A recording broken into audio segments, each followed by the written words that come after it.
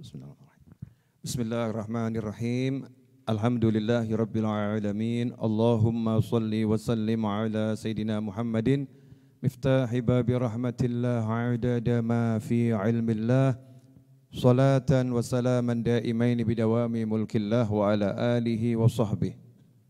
Allahumma salli ala Sayyidina Muhammadin salatan taftahu biha lana futuhal arifin wa tufaqihuna biha fid din wa ala alihi wa sahbihi. Assalamualaikum warahmatullahi wabarakatuh. Alhamdulillah, sejak waktu subuh sampai menjelang maghrib ini kita diberi Allah kesehatan, diberi kekuatan sehingga kita bisa menunaikan ibadah suci puasa di bulan suci Ramadan. Mudah-mudahan diterima oleh Allah Ta'ala. Mudah-mudahan segala kekurangan kita dalam puasa ini dimaafkan dan diampuni oleh Allah Subhanahu wa Ta'ala. Amin Allahumma amin. Sebagaimana yang disampaikan oleh para ulama, bahwasannya ibadah yang terbaik di bulan suci Ramadan adalah memperbanyak membaca Al-Quran. Ya, banyak-banyak baca Al-Quran. Kenapa membaca Al-Quran ini menjadi ibadah yang terbaik? Meskipun semua ibadah baik, seperti misalnya baca sholawat sangat baik. Hari Senin baca sholawat baik, hari Selasa baca sholawat baik, hari Rabu baca sholawat baik. Tapi kalau malam Jumat dan hari Jumat, itu adalah waktu yang terbaik untuk baca sholawat. Malam Jumat dan hari Jumat diperintahkan untuk sholawat jauh lebih banyak dibanding hari-hari yang lain. Begitu pula membaca Al-Quran. Mau baca Al-Quran bulan Syawal, bagus. Ya, bulan apapun baca Al-Quran, bagus. Tetapi kalau baca Al-Quran di bulan Ramadan, itu lebih bagus. Ya, lebih utama. Kenapa membaca Al-Quran di bulan Ramadan lebih utama? Karena di bulan inilah Al-Quran diturunkan. Jadi Al-Quran itu diserahkan kepada Nabi Muhammad SAW, diwahyukan kepada Nabi Muhammad SAW di bulan suci Ramadan. Nah, salah satu daripada bentuk mempelajari Al-Quran, membaca Al-Quran adalah belajar tentang keutamaan Al-Quran, belajar tentang tafsir Al-Quran, ya, belajar cara membaca Al-Quran, itu bagian daripada proses membaca Al-Quran. Nah, sore hari ini kita akan, dan insya Allah setiap hari, belajar tentang kemuliaan surat-surat yang ada dalam Al-Quran. Fadail suwaril Qur'anil Karim. Jadi fadilah-fadilah, kemuliaan-kemuliaan, keutamaan-keutamaan surat-surat yang ada di dalam Al-Quran. Karena setiap surat itu punya kekhususan sendiri. Contoh, ada orang meninggal dunia, dibacakan surat Al-Kahfi, bagus enggak? Bagus, namanya Al-Quran ya, bagus. Tapi kalau dibacakan surat Yasin, lebih bagus. Kenapa? Karena ada anjuran untuk membacakan surat Yasin kepada orang-orang yang sudah meninggal dunia. Misal hari Jumat kita mau baca surat Yasin, bagus enggak? Bagus. Tapi kalau kita baca surat Al-Kahfi di hari Jumat, lebih bagus. Karena ada perintah untuk baca surat Al-Kahfi di malam Jumat dan di hari Jumat. Jadi masing-masing surat punya keistimewaan sendiri. Saya baca Al-Quran di dalam sholat. Saya baca surat An-Nas 10 kali, bagus enggak? Bagus. Kalau saya baca Al-Ikhlas 3 kali, bagus enggak? Lebih bagus. Kenapa Al-Ikhlas 3 kali lebih bagus? Karena dikatakan Al-Ikhlas itu sepertiga Al-Quran. Jadi kalau 3 kali sama dengan khatam Al-Quran. Ada riwayat yang mengutamakan surat Al-Ikhlas. Dan seterusnya dan seterusnya. Jadi setiap surat punya keistimewaan sendiri di waktu yang tersendiri dan untuk kondisi tersendiri. Sementara semua wahyunya Allah adalah bagus. Karena itu adalah wahyunya Allah Subhanahu wa Ta'ala. Pertama-tama kita akan mendengar, menyimak hadis tentang keutamaan mempelajari Al-Quran dan mengajarkannya. Disebutkan oleh Sa'ad bin Ubaidah an Abi Abdurrahman As-Sulami an Uthman bin Affan radhiyallahu anhu anin Nabi SAW qala khairukum man ta'allama al-Qur'ana wa 'allamah. Dikatakan oleh baginda Muhammad sallallahu alaihi wasallam, khairukum.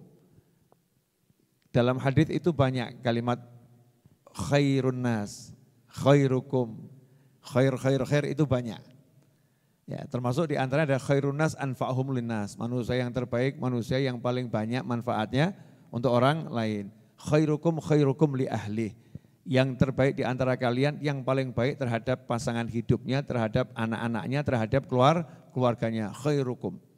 Nah, di sini juga dikatakan khairukum, yang terbaik di antara kalian adalah orang yang dia mau ta'allamal Qur'an, mempelajari Al-Qur'an wa 'allamah, dan dia mau mengajarkannya kepada orang lain.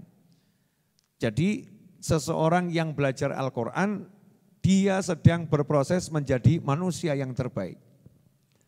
Walaupun membacanya namanya juga belajar. Beda dengan mahir, mahir itu ahli. Kalau prosesnya belajar ya namanya lagi belajar. Ya orang belajar jalan. Ya, awalnya dari apa? Telentang jadi tengkurap, tengkurap jadi telentang, kan begitu. Namanya ini belajar jalan. Kemudian nanti bisa merangkak. Setelah merangkak bisa berdiri, ditetah, ya jalan, sama dipegangin. Setelah itu bisa jalan sendiri. Setelah itu dia bisa berlari. Kalau udah jalan sendiri sama bisa lari, kita enggak sebut lagi belajar jalan, kan enggak. Dia sudah bisa berjalan. Nah ini yang disebut man ta'allamal Qur'an, siapa yang belajar Al-Quran. Tidak dikatakan belajar membaca Al-Quran. Ya, man ta'allamal Qur'ana wa 'allamah, siapa yang belajar Al-Quran, bukan belajar man ta'allama qira'atal Qur'an, siapa yang belajar membaca Al-Quran, enggak.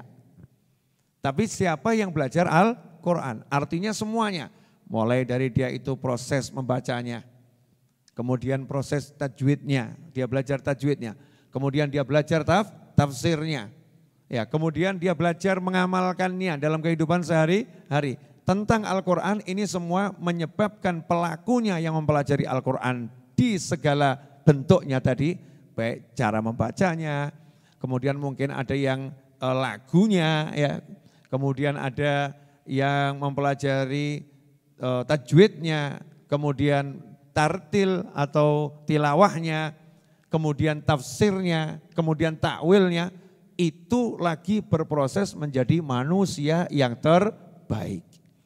Berproses. Nah, makanya ini kabar gembira buat kita semua. Orang yang belajar Al-Quran dan mengajarkan Al-Quran, dia adalah manusia yang terbaik. Kalau kita pengen menjadi manusia yang terbaik, pengen anak-anak kita menjadi manusia yang terbaik, pengen keluarga kita menjadi keluarga yang terbaik, pengen masyarakat kita menjadi masyarakat yang terbaik, maka kita harus menjadi pribadi yang suka mempelajari Al-Quran. Kalamullah ini, wahyunya Allah. Kok kita tinggalkan? Ya, hadzal Qur'ana mahjura. Sesungguhnya kaumku meninggalkan Al-Quran. Yang meninggalkan Al-Quran. Bacaannya ditinggalkan, pengamalannya ditinggalkan, memahami sesuai dengan apa yang dipahami oleh Nabi SAW juga ditinggalkan. Enggak mau lagi menerima tafsirnya para ulama, mulai nafsirkan dengan kepalanya sendiri. Na'udzubillah min dzalik, diarti-artikan sesuai maunya sendiri. Na'udzubillah min dzalik. Tapi kalau dia tetap mau belajar sesuai kaidah yang diterapkan oleh para ulama dalam pelajari Al-Quran, maka dia akan menjadi manusia yang terbaik.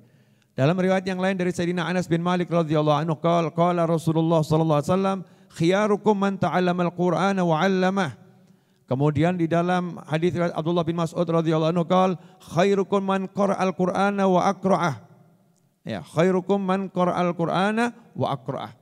Dari Sayyidina Anas bin Malik radhiyallahu anhu, Rasulullah bersabda SAW, yang terbaik di antara kalian seseorang yang dia mempelajari Al-Quran dan mengajarkannya kepada orang lain. Sementara dalam riwayat Sayyidina Abdullah bin Mas'ud radhiyallahu anhu, berkata, khairukum man qara'al Qur'ana wa aqra'ah. Ini kalimatnya Sayyidina Abdullah bin Mas'ud radhiyallahu anhu. Qila rafa'ah qala na'am. Kemudian ditanya, apakah Sayyidina Abdullah bin Mas'ud ini menganggap ini ucapan beliau sendiri atau ini ucapan Nabi SAW? Oh, itu ucapannya Rasulullah SAW. Hanya saja kalimatnya dengan kalimatnya Sayyidina Abdullah bin Mas'ud radhiyallahu anhu, untuk hati-hati, hadis marfu'. Khairukum man qara'al Qur'ana wa aqra'ah. Yang terbaik di antara kalian yang membaca Al-Qur'an dan membacakannya kepada orang lain, mengajari orang lain bisa membaca Al-Qur'an. Ini semua akan menyebabkan seseorang menjadi manusia yang terbaik. Ikhwani rahimakumullah.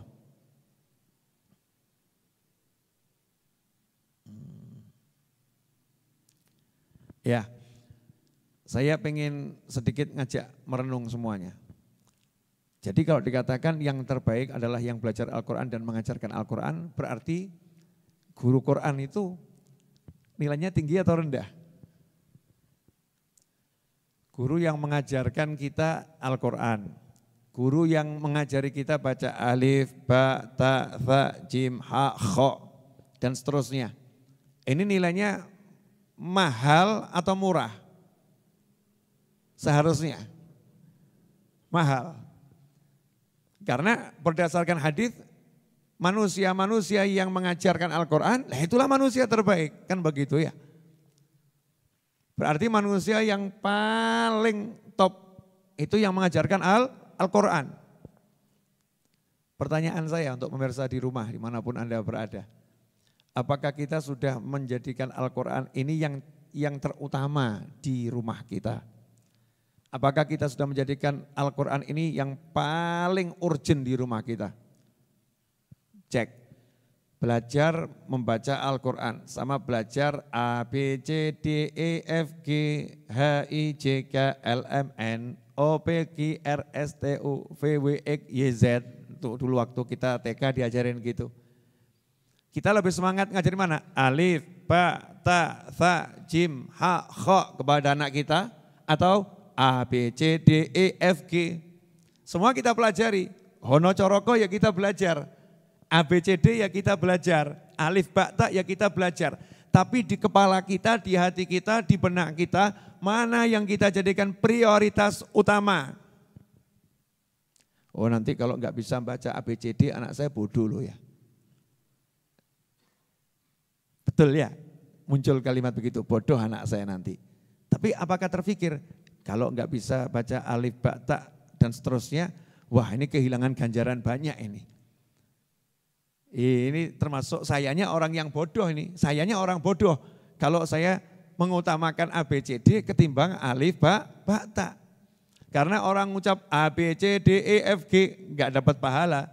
Tapi orang baca alif, ba, ta dengan niat mempelajari Al-Quran, dengan niat mempelajari bahasanya Nabi Muhammad SAW, maka setiap mengucap alif, ba, ta dapat pahala. Belum lagi kalau itu nanti baca ayat-ayat Al-Quran. Dapat pahala yang besar. Nah apakah kita sudah menjadikan Al-Quran di rumah kita prioritas utama?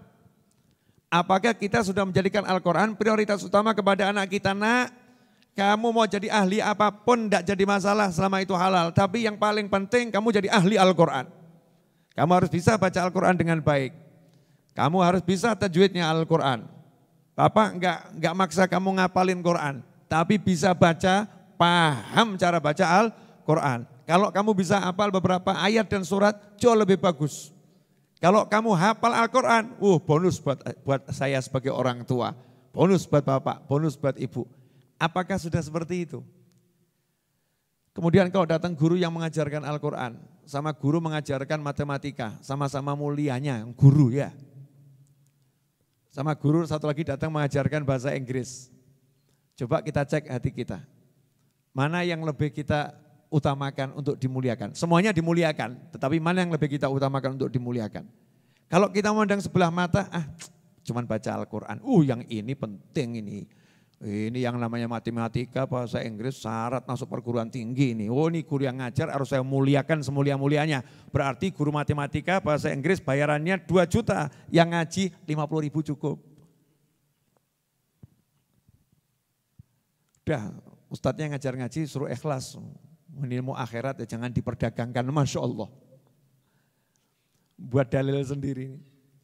Ya, giliran matematika, biologi, fisika, kimia dan kawan-kawannya kita apresiasi dengan angka yang besar. Tapi kalamullah kita pelit untuk mengeluarkan duit. Ini hati kita. Nah itu menjadi kualitas kita di hadapan Allah Ta'ala sesuai itu. Ya bagusnya guru matematika dikasih 10 juta gitu ya, biologi kasih 10 juta, Al-Quran kasih 100 juta, itu keren itu. Semuanya dimuliakan toh, nggak ngurangi haknya.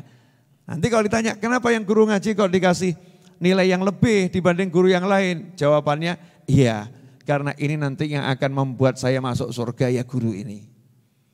Saya udah meninggal dunia, anak saya baca 1 huruf dari Al-Quran akan menyebabkan saya diampuni oleh Allah Subhanahu Wa Taala. Sebagaimana diceritakan dalam suatu riwayat, yang namanya juga riwayat nih kisah-kisah orang-orang soleh. Boleh percaya, boleh tidak. Tapi kalau film-film yang nggak jelas aja kita nikmatin, kita percaya kok. Ya kan? Masa riwayatnya orang soleh kok nggak dipercaya? Ya, kok nggak dipercaya? Ada 1 orang meninggal dunia. Kebetulan catatan keburukannya itu lebih banyak daripada catatan kebaikan. Hasilnya vonis siksa kubur. Siksa kubur. Tahun pertama siksa kubur, tahun kedua siksa kubur, tahun ketiga siksa kubur. Ya. Tahun ketiga lewat dikit, siksa kubur dihentikan oleh malaikat atas perintah Allah Subhanahu Wa Taala. Maka saat itu yang disiksa nanya. Jadi orang tuh kalau di kuburan jujur semua. Malaikat, kok siksanya berhenti? Ada apa? Dijawab, mulai hari ini kami diperintahkan oleh Allah Ta'ala untuk memuliakanmu. Allah sudah mengampuni semua dosamu. Loh, kok bisa begitu? Wong saya nggak ngamal apa-apa. Dijawab oleh malaikat, waktu kamu meninggal dunia, istrimu waktu itu dalam keadaan barusan melahirkan bayi. Nah ini bayinya sekarang umurnya 3 tahun. Dan hari ini bayimu itu mulai, yang sudah 3 tahun tadi ya, udah nggak bayi lagi berarti ya. Balita ini sudah mulai belajar membaca Al-Quran. Maka setiap huruf yang anakmu belajar, kamu dapat pahalanya. Terus nanya lagi, loh kan saya nggak ngajarin anak saya ngaji. Saya kan nggak suruh anak saya ngaji. Jawabannya adalah anakmu kan amalmu, produkmu, produksimu kan bukan produksi orang lain, bukan toh ini. Anak ini kan produksi bapaknya. Jadi amal kebajikan yang dilakukan anak otomatis bapak ibunya dapat. Karena itu produknya orang tua. Nah kalau yang tanpa niatan ngajari saja bisa dapat manfaat yang luar biasa. Apalagi saya yang datangkan guru untuk anak saya. Katanya kepada guru ngaji tadi ya. Maka ini layak, ini investasi terbesar akhirat saya ya kepada guru ngaji. Lah sayangnya kita penghormatan kepada guru yang mengajarkan baca Al-Quran, mengajarkan tafsir Al-Quran, mengajarkan ilmu Al-Quran itu belum sepadan. Terbukti guru-guru TPA gitu ya, di musola-musola, di langgar-langgar, di masjid-masjid, bahkan yang privat ke rumah belum kita kasih nilai yang pantas. Ya nilai yang pantas, bahkan kita berhitung kemahalan. Itu kemahalan tuh segitu, Masya Allah. Nah ini enggak pas buat kita yang mengimani bahwasanya Al-Quran merupakan kalamullah yang mulia. Jadi siapapun yang berinteraksi dengan Al-Quran menjadi mulia. Enggak usah jauh-jauh lah. Mushaf ini ada handphone, ya handphone. Handphone ini kalau kita lagi tonton YouTube taruh di bawah enggak jadi masalah ya nonton YouTube. Betul kan? Ya mungkin juga enggak diciumin handphonenya. Enggak diciumin. Ya kecuali kalau ada foto-foto yang enggak jelas, naudzubillah min dzalik gitu. Tapi subhanallah, begitu buka aplikasi Al-Quran, nyala nih aplikasi Al-Quran, surat Al-Baqarah. Handphonenya apa mau ditaruh di lantai? Enggak, langsung ditaruh di atas, dipegang tinggi. Hormat sama handphone? Enggak, sama aplikasi mushaf. Kemudian dicium, ciumin handphone, bukan ciumin aplikasi mushaf. Ini handphone jadi mulia seketika gara-gara aplikasi mushaf. Mushaf Al-Quran, sampulnya. Sampulnya itu kalau pisah dari Al-Quran, dari mushafnya, sampulnya pisah. Sama orang mungkin dia ditaruh di lantai, cuman kertas biasa buat nutupin gitu ya sampul.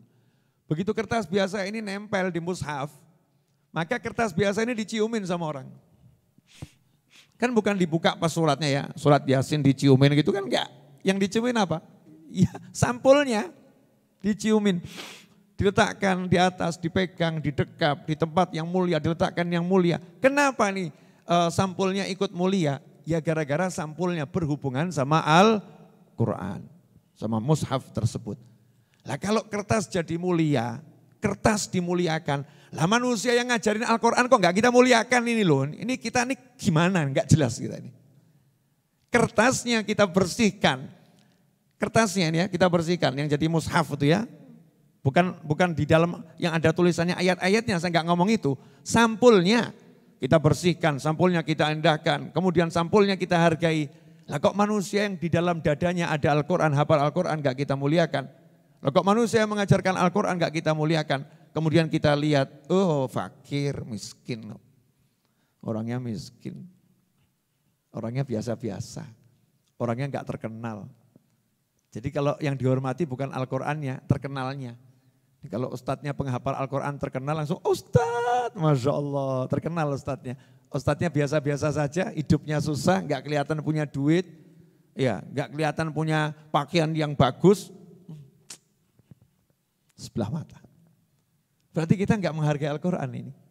Kalau kita menghargai Al-Quran, kita muliakan Al-Quran, maka siapapun yang berinteraksi dengan Al-Quran, kita muliakan luar biasa. Kenapa? Khiyarukum, golongan terbaik kalian. Khairukum, yang terbaik di antara kalian. Nah ini mudah-mudahan yang sedikit ini berkah dan manfaat. Ya, tidak terasa 20 menit saya bicara. Ya kurang lebih 20 menit. 20 menit itu cepat atau lama? Nah, lama tuh katanya. Kalau Ramadan gini 20 menit lama. Sebentar lagi kan kita akan masuk waktu maghrib. Sebentar lagi ya, insya Allah. Enggak terasa ini. Masih ada 15 menit. Ya, sebelum saya tutup kajian sorenya dan dilanjut dengan zikir. Nah, saya mau menjelaskan zikir yang satu ini hendaknya kita baca sebanyak mungkin di bulan suci Ramadan. Ya zikir, tadi kan amal yang sebutnya baca Al-Quran. Selesai ngaji jangan berhenti. Fa idza faragta fansab. Selesai ya bangun lagi. Asyhadu an la ilaha illallah astaghfirullah nas'alukal jannata wa na'udzu bika minan nar.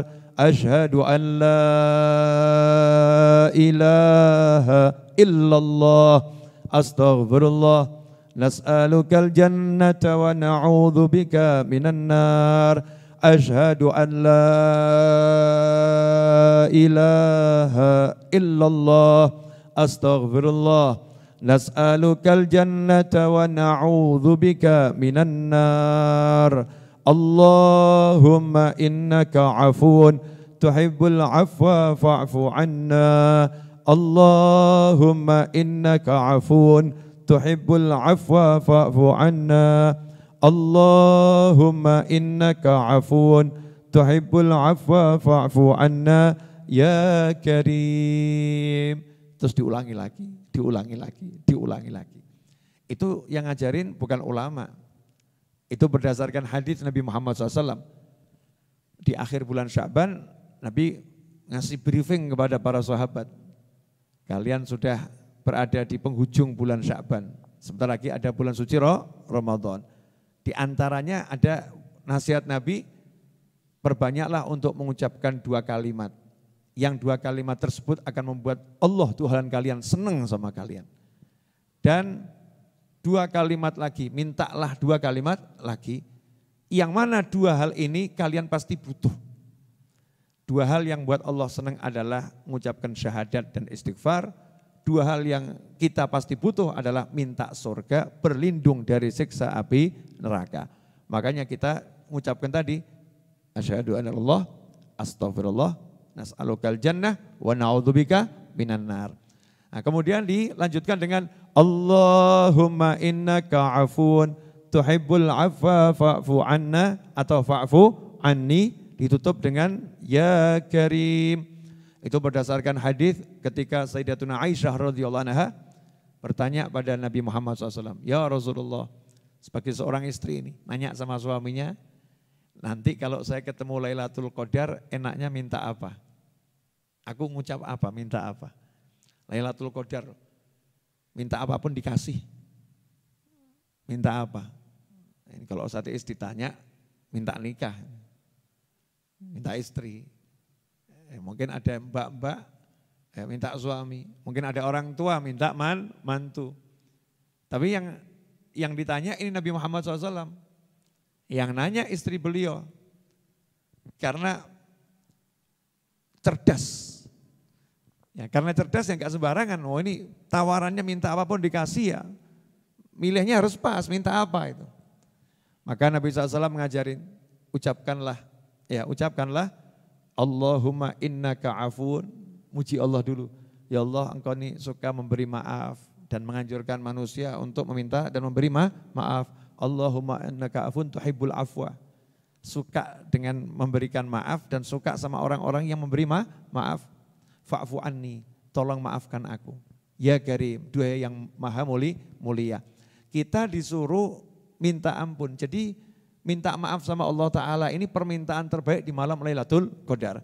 Sehingga kalau tiap hari kita baca ini, Lailatul Qadarnya kapanpun kita udah minta yang terbaik. Paham ya? Lailatul Qadarnya kapanpun kita sudah minta yang terbaik seperti yang Rasul ajarkan pada istrinya. Gak mungkin Rasulullah SAW ngajarin buat istrinya yang kelas menengah ke bawah. Buat istrinya pasti Rasulullah SAW mengajarkan yang terbaik. Yang terbaik di antara kalian yang paling baik pada keluarganya, ya Rasul yang nomor satu menjadi manusia yang terbaik sama keluarganya. Maka Rasul memberikan yang terbaik untuk keluarganya. Termasuk doa, Rasul yang mengajarkan doa yang terbaik untuk keluarganya. Dan hebatnya keluarga Nabi yang merupakan istri tercinta, Sayyidatuna Aisyah radhiyallahu anha, tidak menjadikan ini milikku sendiri, di-share kepada kita semua. Aku diajari Nabi seperti ini loh, SAW. Kalian amalkan. Makanya ulama menyusun menjadi asyhadu an la ilaha illallah astaghfirullah nas'alukal jannata wa na'udzubika minan nar 3 kali.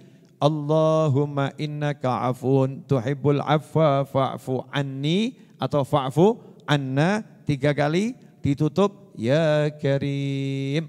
Mudah-mudahan bermanfaat. Kurang lebihnya mohon maaf. Jazakumullah khairan. Wassallallahu ala sayyidina Muhammadin wa alihi wasallam. Walhamdulillahi rabbil alamin.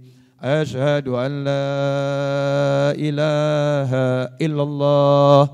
Astaghfirullah, nasaluka